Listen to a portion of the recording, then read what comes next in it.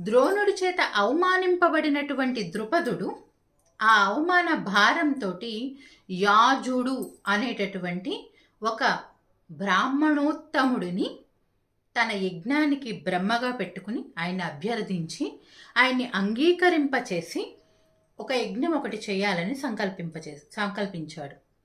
ఆ యజ్ఞం దేనికోసము అంటే ఒక కుమారుడు ఒక కుమార్తె కావాలని ఆయన కోరిక. కుమారుడు ఎలాంటి వాడు కావాలట? ద్రోణుణ్ణి యుద్ధంలో సంహరించగలిగిన సమర్థుడైన కుమారుడు కావాలట.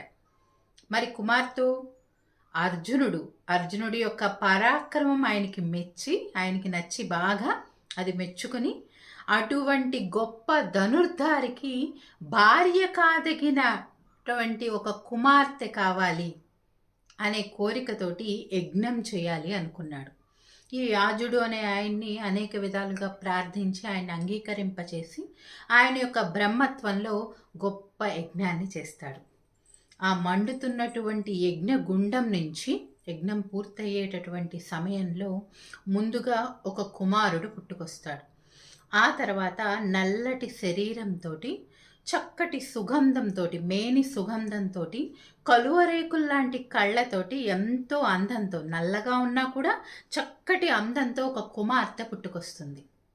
అందరూ వింటూ ఉండగా అశరీరవాణి ఆకాశవాణి ఆ పిల్లలకి పేర్లు పెడుతుంది. పిల్లవాడికి దుష్టద్యుమ్నుడు అని, పిల్లకి కృష్ణ అని పేర్లు పెడుతుంది ఆకాశవాణి.